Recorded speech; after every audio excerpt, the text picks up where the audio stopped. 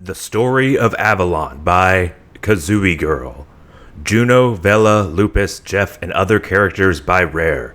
Avalon and some of her family by me. It was the mist of the day, and Avalon the Tribal was resting on her soft bed. She gazed at the rising sun above her little family cottage where her mother, father, herself, and her little sister Agatha lived. This family lived very far from the planet Earth. This family of bear-like creatures lived in a planet called Goldwood, but they lived on the countryside because of Mizar's rule. In the center of Goldwood, where this family used to live, is now full of flames and Mizar's evil drones. Avalon wanted revenge on the drones, but what can a simple tribal do with so much trouble like drones? She hoped someone would come, anyone. Juno, Vela, and their mutt Lupus settled out to Goldwood where they would help the tribals and defeat Mizar, but they are only 16. They all landed in different directions in the universe. Vela landed in Icor, Lupus landed in Goldwood, and Juno landed in Rithessa. Since Lupus landed in Goldwood, he was trying to find the ways of the tribals, but how could he? Himself a simple half-beagle and half-hound find the tribals? Suddenly, he heard crying. He saw a small tribal child crying. It appeared to be a baby. Flames were surrounding it as it whined, and tears flung out of its eye sockets. Lupus dashed cowardly to the child and said gently, "Everything is going to be all right." It looked up and said fiendishly, "What do you mean everything is going to be all right?" It disappeared, not leaving a mark. Lupus had a queer face as he thought it was his imagination. He continued his adventure more to the east where the drones were located. Avalon was so dishonest about the whole tribal thing.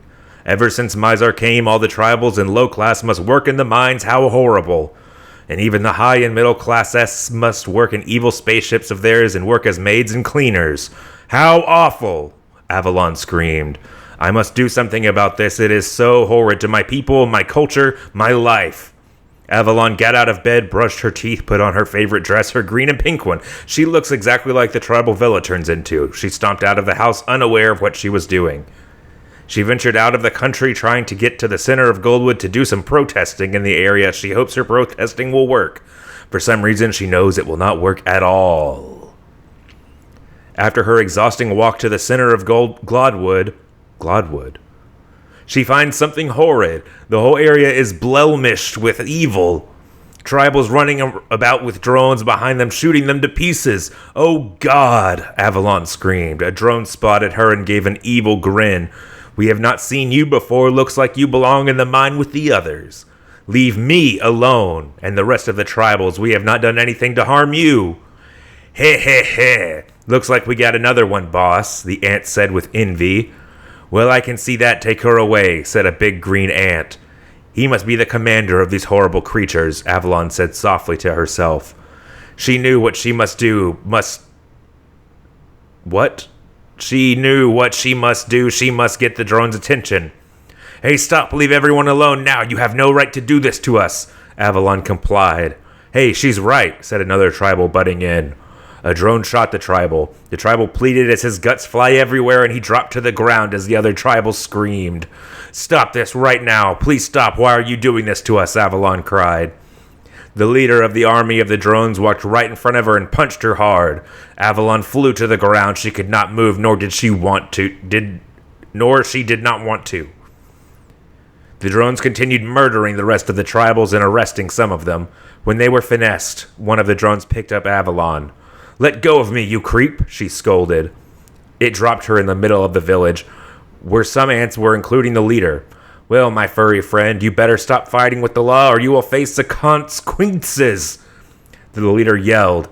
I am sorry, Avalon began, but why are you doing this to my culture? What did we do? I will tell you what you did. Every tribal must get their fucking asses off Goldwood now. Because of Mizar's rule, he does not want to see you ugly faces. Avalon explained. Well, this was our planet. First, that stupid Mizar should get out of our planet. It is not yours. You don't have a right to do this, and besides, who says we should get off of our own planet? We have a right. The leader smiled. Mizar said so. Avalon gave a harsh look at him. The leader yelled, Get her outta here. Maybe she will enjoy working in the mine until she dies of old age or dies because of a painful death. He began to laugh as Avalon tried to struggle to get free of the drone's clutches.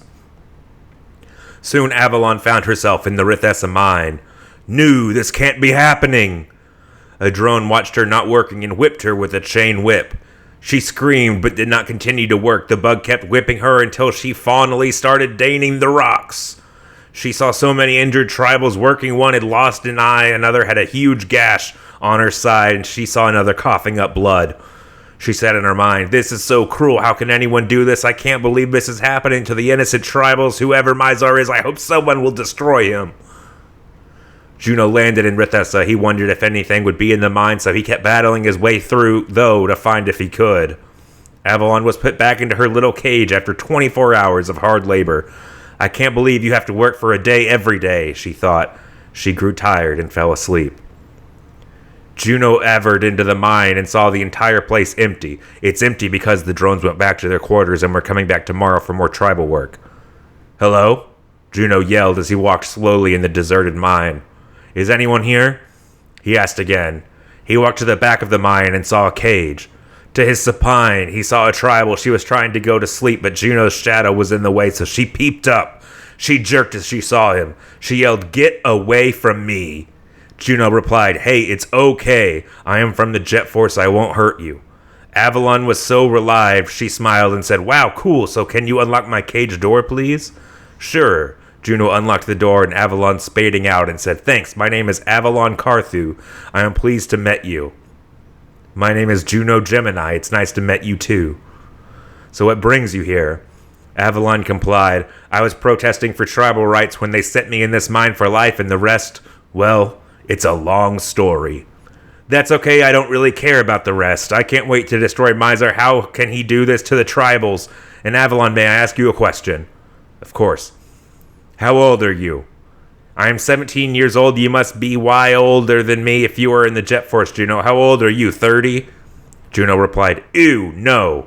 Way, I am 30. I am 16. You are only 16. Why are you in the Jet Force?" "I am in the Jet Force because my mother and father died from space pirates. They were Mizar's army, so no, I must avenge my parents. So that is why me, my dog, and my sister are part of the Jet Force." "You have a sister and a dog. What are their names?" Avalon asked with bewilderment. "My twin sister's name is Vela and my dog's name is Lupus."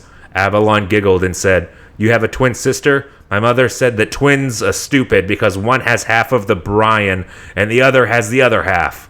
Juno just stared at her with a crazed look as she kept laughing. Suddenly, the rocks on the walls began to crumble. "Oh dear," Avalon said, preoccupied. "Come, let's get out of here," Juno yelled as he grabbed Avalon's hand. They rushed out of the mines exhausted. "Hey, you pretty cool for a human," Avalon explained. "You're not bad yourself," Juno replied. The drones were so angry they knew Avalon escaped because of the way the mine looked. Also, they could smell her scent. The leader walked up to the footprints. "Ah, so she was also with a human. I can smell a human, and I know who that human is. One of the Jet Force. Drone army and track them down now." The drone squirmed with rage as he watched his commanded drone set up to track down the scum.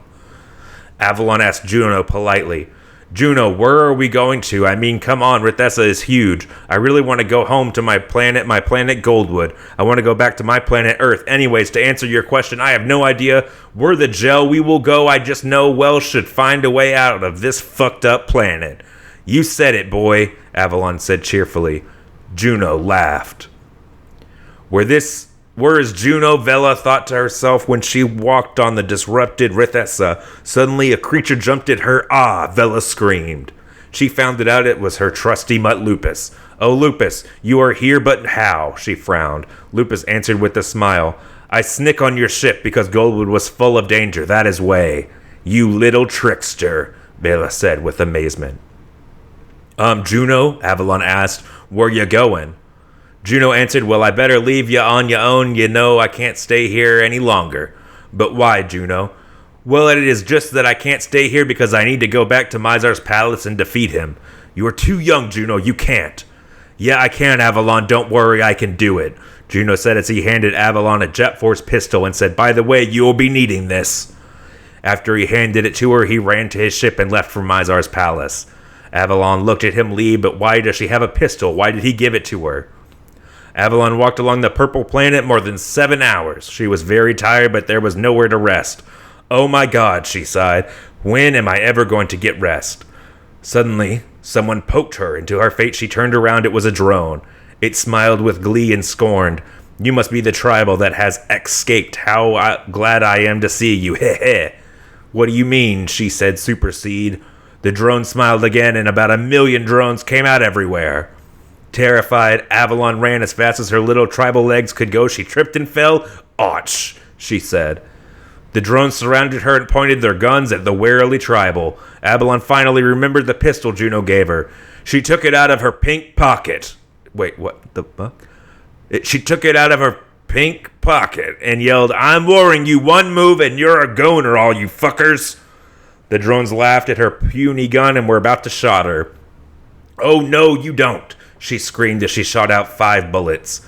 Green blood spattered everywhere at the 10 drones she shot with. It made the insects angry.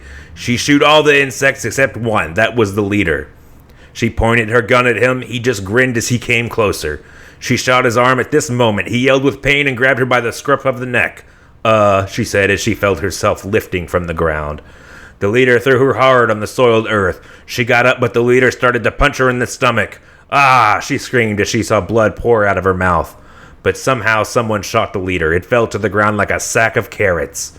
Avalon looked up and saw King Jeff with the sniper rifle. You must be King Jeff, king of the tribals, she said with relief. Yes, child, I am. I saw you fight the drones. You were something, my dear, he answered. What is your name?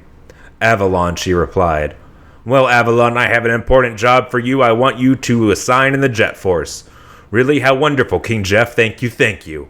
You are welcome, Avalon. Come with me.